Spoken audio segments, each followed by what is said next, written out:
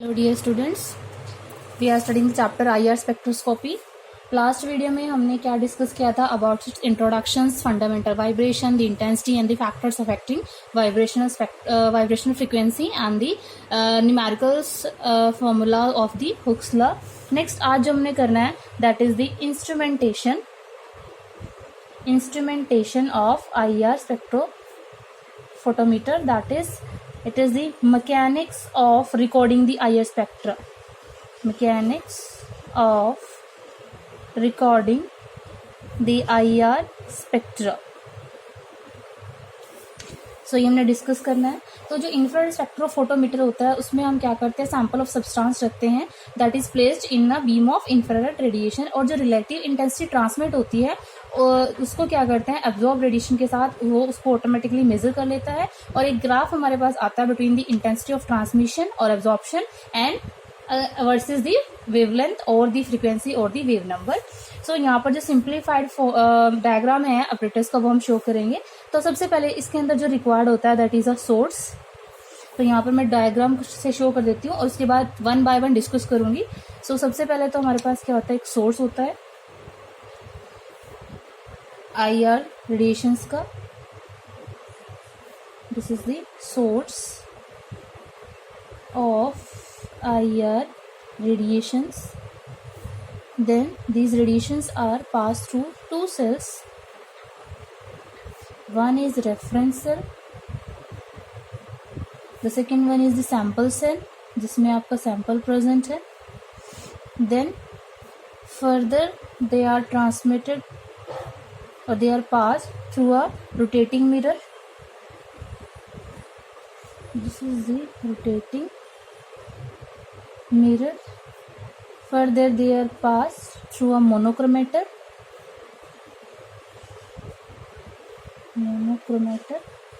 Then they are detected by the detector, and then what we get the information of the substance in the form of IR spectrograph. तो हमारे पास इस type से क्या बनता है, एक यहाँ पर रिकॉर्डर में ये ग्राफ आ जाता है। So this is the IR spectrophotometer. तो जनरल जो होता है वो आपके पास इस टाइप से क्या है, इसकी ऑपरेटर्स को क्या कर सकते हैं, रिप्रेजेंट कर सकते हैं। तो अब इसमें क्या होता है, सोर्स ऑफ IR रेडिएशंस, तो इसके बारे में बात करते हैं। तो जो सोर्स ऑफ IR रेडिएशन का होता है, जो कॉमनली यूज सोर्स हमारे पास होता है that is the Nernst glower. और इसके अंदर प्रेजेंट क्या होता है, it contains a mixture of zirconium oxide,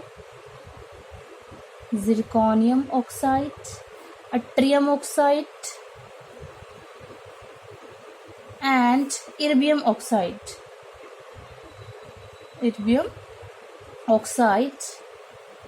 and इसको हम क्या करते हैं, जो भी आपका ये आपके पास मिक्सचर है, इसको हीट करते हैं to a temperature 1775 kelvin. And then आपके पास क्या है, ये आपके पास जो सोर्स है वो क्या रेडिएट करेगा, IR रेडिएशन का सोर्स बनेगा। सेकेंड हम इसकी जगह क्या यूज कर सकते हैं, that is heating IR radiations को हम प्रोड्यूस कर सकते हैं by heating a red rod of silicon carbide, जिसको हम क्या बोलते हैं, that is global, and it is heated electrically. तो इससे भी क्या है, IR जो रेडिएशंस है वो क्या हो सकती है, एमिट हो सकती हैं। अब यहाँ पर क्या है, जो बीम होगी वो क्या होगी, जो यहाँ से बीम एमिट होगी वो टू पार्ट्स में स्प्लिट होगी, एक रेफरेंस सेल से पास होगी और दूसरा क्या होगी, सैंपल सेल से पास होगी। जिसके अंदर क्या है, इसके अंदर तो आपके पास सैंपल प्लस सोलवेंट है, it contain sample plus solvent, and जो आपके पास रेफरेंस है उसमें सिर्फ सोलवेंट ही प्रेजेंट है। तो ये किस लिए है, ताकि हमारे पास जो यहाँ से रिजल्टिंग आएगा, जो फर्दर सिग्नल आएगा, उसमें सिर्फ जो आपके पास क्या होगी, सिग्नल होगा वो that is only due to the sample. मतलब यहाँ डिफरेंस जो इंटेंसिटी आएगी वो डिफरेंस होगी between the intensity of the sample and the solvent. Next आपके पास क्या है, सो जो दो बीम यहाँ पर हैं वो मोनोक्रोमेटर से फिर क्या करती है, पास करती है, तो बाय अ किसके थ्रू, by a rotating mirror. Next आपके पास होता है कि जो सैंपल कंटेनर है, सैंपल कंटेनर वो आपके पास क्या है, तो जो हम सैंपल यहाँ पे यूज करते हैं, सैंपल आपके पास यहाँ पर क्या हो सकता है, गैस भी हो सकता है, वो आपके पास लिक्विड भी हो सकता है, और वो आपके पास सॉलिड भी हो सकता है। बट क्योंकि जो सॉलिड होता है उसकी स्कैटरिंग पावर ज्यादा होती है, इसलिए हम क्या करते हैं, जो भी हमारा सैंपल है, जो भी हमारा ऑर्गेनिक सब्सटेंस है, उसको हम किसकी फॉर्म में लेके चलते हैं, उसको लिक्विड, उसको एक मल की फॉर्म में लेके जाते हैं। और हम उसके लिए हम क्या यूज करते हैं, क्योंकि जो मैंने आपको बताया सॉलिड ज्यादा स्कैटरिंग करते हैं लाइट की, तो हम यहाँ पर जो आपका सब्सटेंस है उसको ऑर्गेनिक सॉल्वेंट में डिसॉल्व करते हैं। तो ऑर्गेनिक सॉल्वेंट आपके पास CCl4 हो सकता है, CaCl3 हो सकता है, या कार्बन डाइसल्फाइड हो सकता है। और उसको हम क्या, और इसको हम क्या यूज कर सकते हैं, एक और वी कैन यूज न्यूजोल। न्यूजोल मतलब क्या होता है, it is liquid paraffin, liquid paraffin, ताकि आपके पास क्या बन जाए, एक मल टाइप बन जाए, और आपके पास क्या हो जाए, वो लिक्विड फॉर्म में, सब मेल्टेड फॉर्म में वो आ जाता है। अब ये जो सैंपल कंटेनर सेल होते हैं, जो भी आपके पास ये प्रेजेंट है, इसके जो ऑप्टिकल पार्ट होते हैं स्पेक्ट्रोफोटोमीटर के, वो सारे के सारे किसके बने होते हैं, रॉक सॉल्ट के, that is NaCl। So sample container and optical parts of spectrometer are made of NaCl। And next हमारे पास क्या थर्ड यहाँ पर क्या प्रेजेंट है, दैट इज द मोनोक्रोमेटर। अब मोनोक्रोमेटर में क्या होगा, हम प्रिज्म या डाइफ्रैक्शन जो ग्रेटिंग होती है उनकी हेल्प से मोनोक्रोमेटर में, जो मोनोक्रोमेटर होता है वो अलाउ करता है कि सिर्फ एक ही फ्रिक्वेंसी की क्या है, रेडिएशन पास करे, एंड वो किसके, यहाँ से पास करने के बाद कहाँ पे जाए, डिटेक्टर में एक टाइम, मतलब एक टाइम पे सिर्फ एक फ्रिक्वेंसी की रेडिएशन क्या करे, इसके थ्रू पास करे, और जो फ्रिक्वेंसी और रेडिएशन की वो ऑटोमेटिकली उसको क्या कर सकते हैं, वेरी कर सकते हैं। सो यहाँ पर क्या है, that monochromator allows only one frequency radiation to enter at a time, single time पे सिर्फ एक ही फ्रिक्वेंसी की रेडिएशन वहां से पास हो। फोर्थ यहाँ पर क्या प्रेजेंट होता है, दैट इज डिटेक्टर। अब डिटेक्टर क्या करता है, ये क्या करेगा, जो हायर फ्रिक्वेंसीज आ रही हैं, जो वो रिसीव कर रहा है थ्रू मोनोक्रोमेटर, उनको क्या करेगा, उनकी एक रिंग सेट करेगा, और उसको क्या करेगा, जो भी आपके पास आएगी फ्रिक्वेंसीज उसको ट्रांसफॉर्म करता है एनर्जी में, एंड फर्दर उसको किसमें कन्वर्ट कर देता है, इनटू द इलेक्ट्रिकल सिग्नल। अब यहाँ पर जो सिग्नल आएगा वो किसके प्रोपोर्शनल होएगा, that is difference in the intensity of radiation which are given between the sample and the reference cell. So it scan the IR frequency range जो कहाँ से आ रही है, that is come from the monochromator, and then transform the energy into the electrical signal, and ये जो आपके पास electrical signal आएगा, this signal that is proportional to the difference in intensity of radiation in sample and reference beams. Next हमारे पास क्या है यहाँ पर, अब नेक्स्ट पार्ट इसका, दैट इज द रिकॉर्डर। तो फिफ्थ जो हमारे पास पार्ट आएगा, that is recorder. Recorder. So recorder क्या करेगा, जो भी आपके पास डिटेक्टर सिग्नल आया है वो ऑटोमेटिकली रिकॉर्ड हो जाएगा एक चार्ट पेपर पे। सो द डिटेक्टर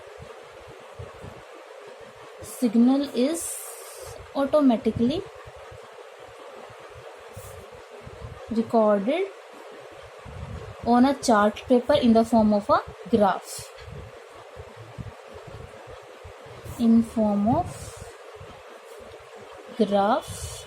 जो कहाँ होगा, that is shown as a function of, जिसमें जो इंटेंसिटी होती है इंटेंसिटी ऑफ ट्रांसमिशन, उसको किसके अगेंस्ट प्लॉट किया जाता है, या तो वेवलेंथ हो गया, या हमारे पास वेव नंबर हो गया, या in terms of frequency. In terms में इसको हम क्या करते हैं, ग्राफ प्लॉट करते हैं। और यहाँ पर जो ग्राफ आता है वो ग्राफ आपके पास क्या आता है, that is upside down graph.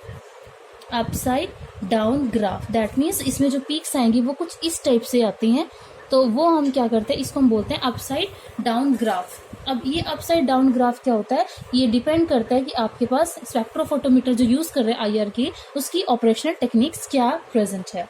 अब इसमें क्या है, आपके पास जो हम आईआर स्पेक्ट्रा को रिकॉर्ड कर रहे हैं, अब इसके अंदर हमें सिर्फ क्या है, बहुत कम क्वांटिटी ही रिक्वायर्ड होती है जो हमारे पास सैंपल है। So a very small quantity of sample is required, that means few milligrams. So few milligrams sample से ही हमें क्या मिल जाता है, ग्राफ मिल जाता है, जिससे हम क्या कर सकते हैं, बता सकते हैं कि जो भी हमारा गिवन ऑर्गेनिक कंपाउंड्स में कौन सा फंक्शनल ग्रुप प्रेजेंट है। दूसरा, ये जो सैंपल यहाँ पर प्रेजेंट होना चाहिए, that is absolutely dry. Absolutely dry होने का मतलब क्या है कि उसमें वाटर कंटेंट प्रेजेंट नहीं होना चाहिए, क्योंकि जो वाटर है उसमें OH ग्रुप प्रेजेंट होता है, और उसकी वजह से भी क्या है, आईआर ग्राफ में हमें OH की वजह से भी पीक मिल जाते हैं। सो वहां पर उस चीज को हमें क्या करना है, अवॉइड करना होता है। अब ये तो था जो हमारे पास लास्ट जो सबसे स्टार्टिंग में स्पेक्ट्रोफोटोमीटर क्या हुए थे, डिराइव हुए थे, उनके बेस पे ही हमने बताया। अब आज क्या है, बहुत ज्यादा सोफिस्टिकेटेड और सेंसिटिव स्पेक्ट्रोमीटर अवेलेबल हैं, और जिनके अंदर क्या है, जिनको हमने रिप्लेस कर दिया इंस्ट्रूमेंट, जो हमारे लास्ट टाइम जो प्रीवियस हमारे इंस्ट्रूमेंट थे उनको हमने इनसे क्या कर दिया, रिप्लेस। तो सबसे जो आजकल यूज हो रहा है spectrophotometer for the detection of IR spectroscopy, that is Fourier transform infrared spectrometer. तो रिसेंट स्टडीज में ये यूज किया था, that is represent by FTIR, क्योंकि इसकी क्या होते हैं, it will have a better sensitivity and it takes only 1 to 2 seconds only for recording the spectrum,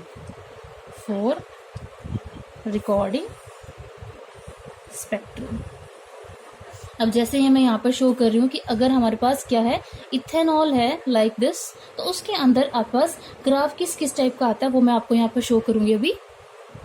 सो इस टाइप का हमारे पास क्या आईआर स्पेक्ट्रोग्राफ आता है, जिसमें हम क्या करते हैं, वेवलेंथ और वेव नंबर का ग्राफ प्लॉट करते हैं अगेंस्ट दी ट्रांसमिटेंस। सो इस केस में क्या है, इस टाइप का हमारे पास ये ग्राफ है, और इससे हम क्या करते हैं, क्या बता सकते हैं कि आपके पास देखो यहाँ पर क्या है, जो ये पीक आ रही है यहाँ पर, ये आपके पास किस वजह से, it is due to the OH stretching की वजह से ये पीक आती है, और ये जो पीक आ रही है, this is due to the CH stretch. Next आपके पास क्या है, यहाँ पर ये जो पीक शो रखी है, it is due to the CH bending, and this peak is due to the OH bending, and this peak is due to the CO stretch. अब ये जो हम शो कर रहे हैं, this is for the ethanol molecule, जिसके अंदर क्या है, जो कार्बन हाइड्रोजन है, जो ऑक्सीजन हाइड्रोजन की स्ट्रेच है, और उसमें जो बेंडिंग है वो यहाँ पर क्या है, शो की गई है। अब ये मैंने आपको लास्ट टाइम अभी बता दिया है कि आपके पास ये जो अपसाइड डाउन ग्राफ आ रहा है, it is due to the operational techniques जो यूज होती है आईआर स्पेक्ट्रोफोटोमीटर में। तो ये है, it is about the IR spectrophotometer. Next जो हम डिस्कस करेंगे, that is characteristics absorption regions of various band. Characteristics absorption bands, characteristics absorption regions of various bonds. सो यहाँ पर एक टेबल दी हुई है, जिसमें जो पर्टिकुलर क्या है आपके पास बॉन्ड्स प्रेजेंट है, उनके लिए जो आईआर रेडिएशंस के लिए जो पर्टिकुलर फ्रीक्वेंसी आती है, जो वेव नंबर आता है, और उसकी इंटेंसिटी क्या होती है, वो यहाँ पर क्या है, हमने बनाया हुआ एक टेबल में, जिसको हम क्या बोलते हैं, कोरिलेशन टेबल। सो अब जो हमने ड्रॉ करना है, that is the correlation table. So यहाँ पर क्या है, सबसे पहले आपके पास यहाँ प्रेजेंस है कि बॉन्ड कौन सा है, देन कंपाउंड का नेम क्या है, एंड देन हमारे पास आएगी वेवलेंथ को हम यहाँ पर इतना डिस्कस नहीं कर रहे हैं, हम डिस्कस कर रहे हैं इन टर्म्स ऑफ फ्रीक्वेंसी और वेव नंबर, क्योंकि इसी में हम पढ़ते हैं मैक्सिमम अपना जो IR स्पेक्ट्रोग्राफ होता है। एंड नेक्स्ट उसकी आएगी इंटेंसिटी। तो सबसे पहले हम बात करते हैं अल्केन की। तो अल्केन के अंदर क्या है, किस टाइप के आपके पास प्रेजेंट होते हैं बॉन्ड, तो उसके अंदर आपके पास जो बॉन्ड प्रेजेंट होता है दैट इज CH। तो ये उसके अंदर आपके पास बॉन्ड प्रेजेंट होता है। तो इस केस में आपके पास जो फ्रीक्वेंसी आती है उसकी जो रेंज होती है दैट इज 2850 से 2960। तो ये आपके पास क्या है, इस रेंज में एक पीक शो करता है जिसकी मीडियम से स्ट्रॉन्ग इंटेंसिटी होती है। नेक्स्ट हमारे पास आती है अल्कीन्स। तो अल्कीन केस में आपके पास जो बॉन्ड प्रेजेंट होगा दैट इज दिस। तो इस केस में आपके पास, अभी हम बात करें नॉर्मल बॉन्ड की, उसके बाद हम बात करेंगे इनके अंदर अगर डबल बॉन्ड प्रेजेंट है या फर्दर CC बॉन्ड प्रेजेंट है। तो डबल बॉन्ड CH बॉन्ड अगर प्रेजेंट है तो it is present in case of alkyne. तो उस केस में जो आपके पास पीक आती है इट इज बिटवीन 3010 से इट इज 3100 एंड इसकी जो पीक इंटेंसिटी होती है दैट इज मीडियम। नेक्स्ट हमारे पास होगा that is triple bond CH that is in alkyne. तो इस केस में जो आपके पास पीक आएगी दैट इज 3300 के बीच में इसकी पीक आती है जिसकी बहुत स्ट्रॉन्ग इंटेंसिटी होती है। नेक्स्ट आपके पास आती है नॉर्मल जो CH है, वो किस केस में आएगी, अगर हमारे पास क्या है कोई भी एरोमेटिक रिंग प्रेजेंट है। तो एरोमेटिक रिंग के लिए जो CH स्ट्रेचिंग आती है उसकी जो वैल्यू होती है दैट इज 3000 to 3100। तो इसके बीच में आती है और इसकी जो इंटेंसिटी होती है वो मीडियम होती है। नेक्स्ट हमारे पास कौन से ग्रुप आते हैं, लाइक वी हैव एल्डिहाइड। तो एल्डिहाइड में आपके पास जो CH ग्रुप प्रेजेंट होता है वो इस टाइप से प्रेजेंट होता है। सो इन केस ऑफ एल्डिहाइड्स ये जो पीक आपके पास आएगी दैट इज 2650 से ये आती है 2880 के बीच में। एंड ये जो पीक आएगी दैट इज यहाँ पर आएगी W या ओमेगा से हम इसको रिप्रेजेंट करते हैं, क्योंकि यहाँ पर क्या है, ये मतलब वीक है जिसको हम बोलेंगे it is the weak band. And यहाँ पर ऑफनली 2 बैंड्स हमें यहाँ पर क्या मिलते हैं जिससे हमें शो जाता है कि वो एल्डिहाइडिक है। This is the weak band. Next in case of alkane, अभी हमने बात की थी CH स्ट्रेचिंग की, अब हम बात कर रहे हैं क्योंकि अल्केन के केस में आपके पास CC बॉन्ड भी अवेलेबल होगा। तो ये जो CC बॉन्ड है इसके लिए अल्केन में जो पीक आती है वो आपके पास आती है 600 से 1500 के बीच में। और ये भी क्या है, एक वीक इंटेंसिटी की क्या आती है, यहाँ पर पीक आती है जो बहुत कम ही इसको हम क्या कर सकते हैं, आइडेंटिफाई कर पाते हैं। नेक्स्ट अल्कीन के केस में C double bond C present होगा। तो उस केस में आपके पास क्या होगा इन केस ऑफ अल्कीन, तो ये जो पीक आती है इट कम्स बिटवीन 1620 से 1680। और ये आपके पास क्या होती है, अगेन ये भी क्या आती है, वीक ही इंटेंसिटी की होती है। नेक्स्ट दैट मीन्स इसका मतलब होता है very weak, it is very week. Next हमारे पास आएगी एल्काइन। तो एल्काइन केस में ट्रिपल बॉन्ड प्रेजेंट हो जाएगा। तो CC की जो स्ट्रेचिंग आएगी एल्काइन के केस में दैट कम्स बिटवीन 2100 से 2660 के बीच में। ये भी क्या होती है, it is again very weak intensity peak. Next क्या आएगा हमारे पास, अब जो एरोमेटिक रिंग है उसके अंदर क्या पर्टिकुलर वो रेजोनेंस हाइब्रिड की फॉर्म में एग्जिस्ट करते हैं। तो उनमें ये पता नहीं लग पाता कि कोई भी कार्बन एटम जो प्रेजेंट है उसके अंदर उनमें डबल बॉन्ड प्रेजेंट है या फिर सिंगल बॉन्ड। तो उसको हम इस टाइप से शो करते हैं कि वो ना तो सिंगल बॉन्ड ही है और ना वो प्रॉपर डबल बॉन्ड ही है। सो एरोमेटिक रिंग में यही जो CC स्ट्रेच आती है वो किसके बीच में आती है, दैट इज 1500 to 1600 और again it's a very weak intensity peak. Next किस केस में आएगी, अब हम बात करेंगे इन केस ऑफ एल्कोहल। तो एल्कोहल के केस में आपके पास ये जो स्ट्रेच आता है CO की वजह से इन केस ऑफ, अब ये किस किस के अंदर प्रेजेंट हो सकती है, एल्कोहल हो गई, ईथर में भी प्रेजेंट होता है, कार्बोक्सिलिक एसिड में भी एक ग्रुप प्रेजेंट होगा, कार्बोक्सिलिक एसिड हो गए या फिर एस्टर्स हो गए। तो उन केस में आपके पास ये आएगी दैट इज 1000 to 1300 और आपके पास ये आती है वेरी स्ट्रॉन्ग पीक। नेक्स्ट क्या है कि जो कार्बोनिल ग्रुप प्रेजेंट होता है, अब कार्बोनिल किसके केस में होगा, एल्डिहाइड हो गया या कीटोन हो गया या हमारे पास कार्बोक्सिलिक एसिड हो जाती हैं, कार्बोक्सिलिक एसिड या फिर एस्टर्स। तो उस केस में ये जो पीक आती है इट कम्स बिटवीन 1680 से 1760 के बीच में। और ये भी क्या होती है, बहुत स्ट्रॉन्ग पीक होती है जिससे देख स्पेक्ट्रोग्राफ को देखते ही आपको पता लग जाता है कि आपके पास ये कौन सा ग्रुप प्रेजेंट होगा। नेक्स्ट हमारे पास जो ग्रुप प्रेजेंट होता है that is OH group. OH group, अब ये हम बात करें मोनोमरिक एल्कोहल की, मोनोमरिक एल्कोहल एंड फिनोल। तो इस केस में ये जो आपके पास आता है दैट इज 3600 से 3650 के बीच में ये आपके पास पीक आती है विच इज वेरी वीक। नेक्स्ट आपके पास क्या आती है अब अगर यहाँ पर ये तो थी कि अगर आपके पास हाइड्रोजन ये आपके पास है जब भी कोई भी क्या नहीं है, हाइड्रोजन बॉन्डिंग नहीं है। नेक्स्ट है कि hydrogen bonded alcohol and phenol, alcohol and phenol. तो उस केस में यही जो पीक हो जाएगी वो चली जाएगी 3200 से 3400 के बीच में। अब ये आएगी strong peak and which is very broad in nature. Next आपके पास क्या आएगी, that is hydrogen bonded acid, क्योंकि एसिड के केस में भी क्या है, जैसे कार्बोक्सिलिक एसिड हो गया, हाइड्रोजन बॉन्डेड कार्बोक्सिलिक एसिड, तो उस केस में ये आपके पास चली जाएगी peak towards the lower value that is 2500 से 3000। तो यहाँ पर ये भी क्या आएगी, it's very weak and but it's a broad peak, मतलब काफी ज्यादा कहते हैं ब्रॉड हो जाती है। नेक्स्ट हमारे पास ग्रुप क्या प्रेजेंट होता है, NH, जो कहाँ प्रेजेंट होता है, अमीन के केस में। तो अमीन के केस में ये जो पीक आती है इट इज बिटवीन 3300 से 3500 के बीच में एंड ये एक मीडियम इंटेंसिटी की पीक आती है।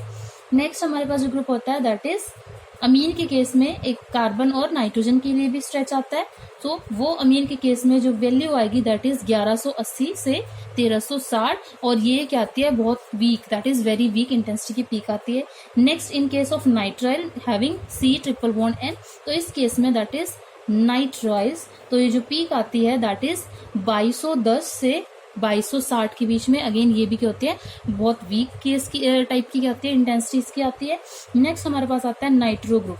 तो अगर नाइट्रो कंपाउंड प्रेजेंट है तो उस केस में ये जो पीक आएगी इट कम्स बिटवीन 1330 से 1540 और यहाँ पर क्या होता है, it we get pair of 2 strong bands, pair of strong bands. तो 2 पीक हमें यहाँ पर शो होंगी जिनकी क्या होगी, बड़ी स्ट्रॉन्ग सी एक क्या होती है, पोजीशन होती है, स्ट्रॉन्ग बॉन्ड होते हैं। तो ये आपके पास टेबल है जो आपको लर्न करनी है फॉर दी कि आपको देखते ही पता लग जाए कि आपके पास जो गिवन ऑर्गेनिक कंपाउंड है उसमें कौन सा फंक्शनल ग्रुप प्रेजेंट है और किस किस टाइप की उसमें स्ट्रेचिंग प्रेजेंट है। तो अब यहाँ पर देखो, यहाँ पर क्या आपके पास जो फंडामेंटल रीजन है वो भी अवेलेबल है और जो फिंगरप्रिंट रीजन है जो लेस देन 1400 से शुरू होता है उसके कॉरेस्पॉन्डिंग भी क्या है, कुछ पिक्स दी हुई है यहाँ पे।